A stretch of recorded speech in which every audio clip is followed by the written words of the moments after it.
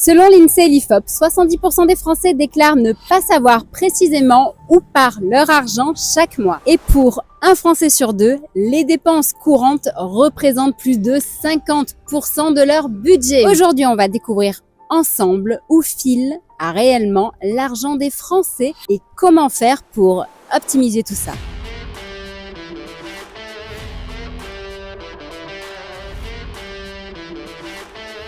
Bonjour, je suis Steph, créatrice du site comparateurbanque.com, site 100% indépendant. Avec mon équipe, on essaye de faire en sorte d'améliorer ton pouvoir d'achat et donc ton train de vie. Si tu aimes ce type de sujet, abonne-toi vite et active la cloche pour ne rien rater. Je te rappelle que je ne suis pas un conseiller en investissement, donc fais tes propres recherches de ton côté. Aujourd'hui, je suis à Anglette, dans le Pays Basque, à la Chambre d'Amour, près du phare de Biarritz. Il y a la plage juste en bas, donc c'est plutôt un endroit agréable. Donc je vais partir à la recherche d'inconnus pour leur poser des petites questions à propos de leur gestion de budget et je suis persuadée que ça va t'intéresser et peut-être que ça va te donner des idées. Eh bien, il y a des jours comme ça. Aujourd'hui, c'est pas très évident d'obtenir des réponses. Je suis tombée sur beaucoup de personnes étrangères, mais aussi des personnes qui étaient plutôt timides ou qui voulaient pas parler budget. Hier, j'étais au-dessus de ce gros bâtiment que vous voyez derrière moi. Donc, il s'agit de l'ancien VVF qui s'appelle maintenant Bel-en-Bras. J'ai rencontré sur la plage Mathias et Alan. Donc, enchanté et merci de répondre à mes petites questions. Donc, c'est des questions à propos du budget pour savoir où part l'argent des Français. Car en ce moment, eh bien, il y en a beaucoup qui disent que l'argent s'envole avec tout ce qui est inflation, tout ça. Donc, est-ce que vous, de votre côté, tous les mois, vous savez exactement où part votre argent? Moi, je trace tout. Tu traces tout? Ouais. Tous les mois? Tous les mois.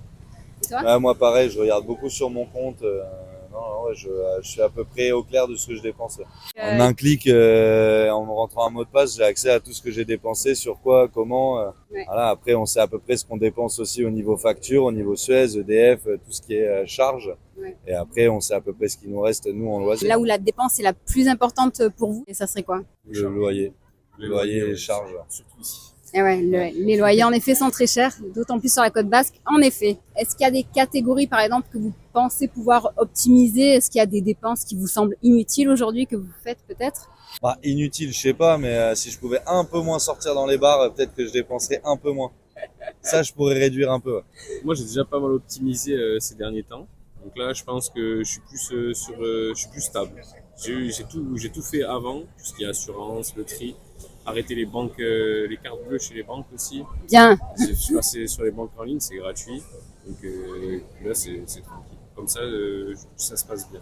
Bon réflexe. Dans votre budget aujourd'hui, est-ce que par exemple, il y a une partie qui est dédiée à l'épargne? Non. Moi, j'épargne un peu. J'épargne un peu chaque mois sur mes comptes et je place aussi un tout petit peu en bourse. Un tout petit peu, genre, c'est vraiment une légère épargne juste pour voir. Au lieu de la laisser sur mon compte, je dis on verra bien ce que ça fait. Donc, je fais pendant 5 ans pour pas être imposable dessus. Donc, pour moi, c'est une style d'épargne. Et ça se fait juste tous les mois tout seul. J'ai mis en place et je touche plus. Bien organisé. Bravo. Imaginons tous les mois comme ça, il y a 100 € en plus qui vous tombent dessus.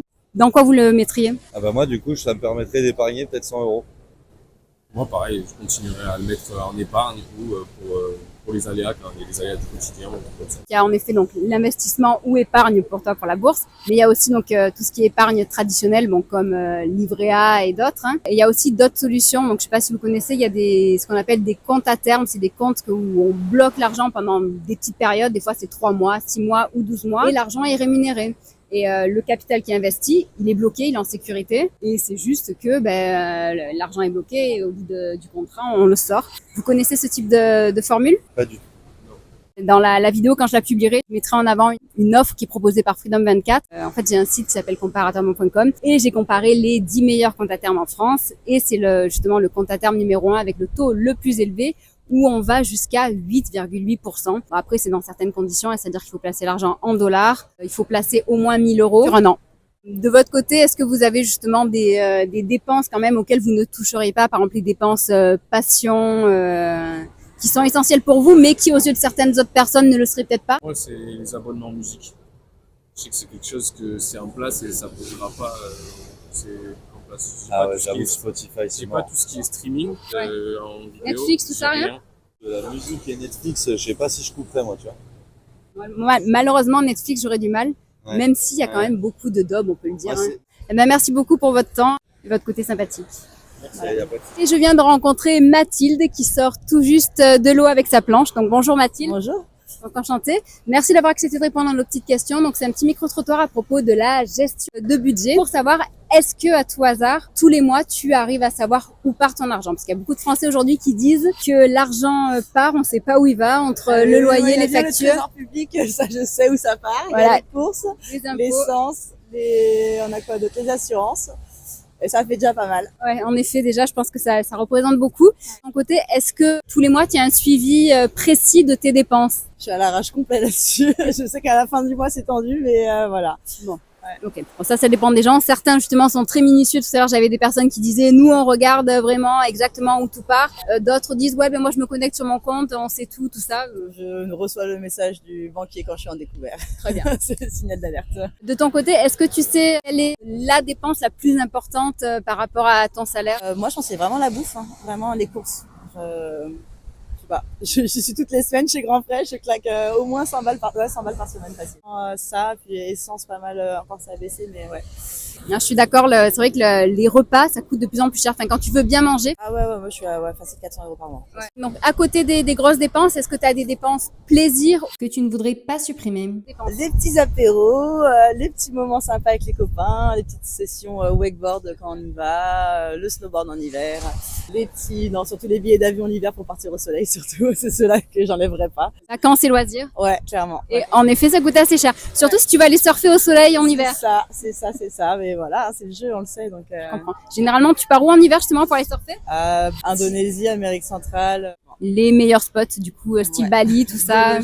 Pas Bali. Pas Bali? Non, plutôt les petites îles autour, un peu plus secrètes, un peu moins fréquentées, ouais. Dans ton budget, est-ce que tous les mois, tu arrives quand même À mettre de l'argent de côté pour épargner? Ça dépend. Ça dépend vraiment des mois. Là, quand moi j'ai la maison, donc la taxe foncière quand elle vient de tomber, bah, du coup là je mets plus de côté pendant un petit moment. Voilà, ça dépend des années, quoi. Donc tu t'adaptes en fonction de tout ça, donc c'est pas forcément automatique, mais tu mets quand même de côté. Généralement, tu mets de côté style sur le livret A ou sur d'autres supports? Ouais, sur le livret A, j'essaye de mettre de temps en temps. Quand j'ai un petit peu plus de sous en fin de mois, à ce moment-là, je les mets de côté. Ouais. Imaginons si tu avais 100 € en plus qui te tombaient dessus tous les mois, tu en ferais quoi? En avoir 200 de plus et je me rachète une planche. Très bien. Je te remercie beaucoup d'avoir répondu aux questions et je te souhaite une bonne journée. Carrément, merci. Eh bien, je viens de rencontrer deux personnes chaleureuses qui viennent de sortir de la plage. Il s'agit de Christelle. Patrick.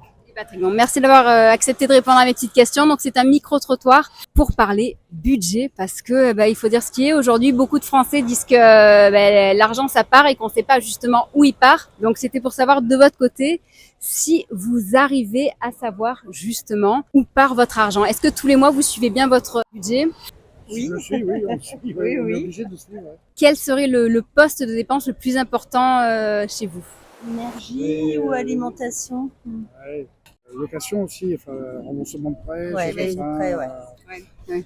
Nous, on arrive en fin donc on a presque fini, mais j'imagine que pour les jeunes, c'est hyper compliqué, quoi. Investir dans une maison ou dans un appartement, aujourd'hui, il faut avoir des bons salaires, sinon, Pas évident. non, pas évident. Généralement, en effet, on dit que c'est le loyer, la dépense la plus importante. Après vient l'alimentation, puisque bien manger, ça coûte de plus en plus cher. Voilà. Et puis l'énergie, se chauffer, l'électricité, le gaz, c'est... Bon, à Biarritz, vous n'avez pas besoin, mais C'est humide, vous savez, donc même si c'est humide et qu'il ne fait pas forcément. Vous habitez où, vous? Région parisienne. D'accord. Quelle serait la dépense dont vous ne pourriez pas vous passer, mais que vous savez pourtant que ça pourrait être discutable pour certaines personnes? Les loisirs, tout ce qui est loisirs. les vacances, Les vacances c'est et quand des même, choses comme ça. D'accord. Et donc, du coup, vous êtes en vacances ici? Voilà. À tout moment. Bon, donc un bon moment de plaisir, et donc je vous remercie d'accepter de répondre. Je vais continuer. Est-ce que quand même tous les mois, donc comme vous le disiez, vous êtes à la retraite? Moi, je suis à la retraite. Moi, je travaille. Est-ce que vous arrivez à mettre un petit peu d'argent de côté, à épargner? On va dire oui, parce que bon, on va dire qu'on n'est pas des privilégiés, mais presque. On a des bons salaires, bon, voilà, On peut. on peut. De l'épargne, épargne de précaution, donc je suppose peut-être livret A et tout ce qui est classique, On fait Oui. de l'investissement aussi. Et de l'investissement locatif. Location. immobilier, Ouais. pour diversifier, très bien. En vue de la retraite. Et oui, il faut prévoir, hein, parce que j'ai discuté justement avec des jeunes tout à l'heure et ils disaient, moi, à la retraite, c'est pas sûr que j'y ai droit, mais eux, ils disaient, mais ils n'y comptent même pas. combien, voilà. Oui, voilà. C'est surtout ça. Non, mais Parce oui. que être en retraite, c'est bien, mais si C'est, si 3 vous francs, touchez 6 1000 euros sous. par mois, Ça sert à rien. Ça sert à rien. On est d'accord. c'est pour ça c'est important de le prévoir quelques années avant. Tous les types d'investissements, donc vous avez parlé immobilier, les livrets classiques, il y a aussi ce qu'on appelle des comptes à terme, c'est Ouais, des moi, comptes, j'ai voilà. des comptes à terme et puis l'épargne retraite, UPERP. Est-ce qu'il y a quelque chose que vous aimeriez modifier dans votre gestion ou optimiser peut-être? Vous êtes bien déjà. On est bien déjà, on a investi à Dax, c'est pour ça qu'on est dans le coin. Bon, mais écoutez, je vous remercie, c'était très sympa et passez de bonnes vacances. Merci. On constate que les réponses sont variées. C'est un peu chacun sa sauce, mais malheureusement, on se rend compte aussi que ce n'est pas toujours très organisé et donc facilement optimisable. Dans un budget global, tu devrais toujours avoir une partie qui est allouée à l'épargne et l'investissement. Si ce n'est pas ton cas à toi aussi, eh bien voici des alternatives aux livrets classiques réglementaires qui sont bien mieux rémunérés. Avant de te parler de ces solutions, je souhaitais remercier toutes les personnes qui ont répondu justement à mes questions et qui ont partagé aujourd'hui leurs habitudes. Et toi, est-ce que tu sais où part ton argent tous les mois? Allez, dis-le-moi en commentaire sous cette vidéo si tu veux. Je vais maintenant te donner cette vidéo n'est en aucun cas un conseil en investissement. Donc, je t'invite toujours à faire tes propres recherches. Si jamais tu veux investir en bourse, je pense bien que les investissements en titres et autres instruments financiers comportent toujours un risque de perte en capital. Les prévisions et les performances passées ne sont pas des indicateurs fiables des performances futures. J'espère que la vidéo d'aujourd'hui t'a intéressé et t'a donné quelques petites idées pour faire fructifier ton épargne et mieux gérer ton budget. Je te dis à très bientôt, que ce soit sur le site comparatorment.com, sur Instagram, Twitter, Facebook, LinkedIn ou même TikTok. Et tu pourras même aller sur Discord pour télécharger tes e-books gratuits. Je te remercie et je te dis à bientôt. Au revoir.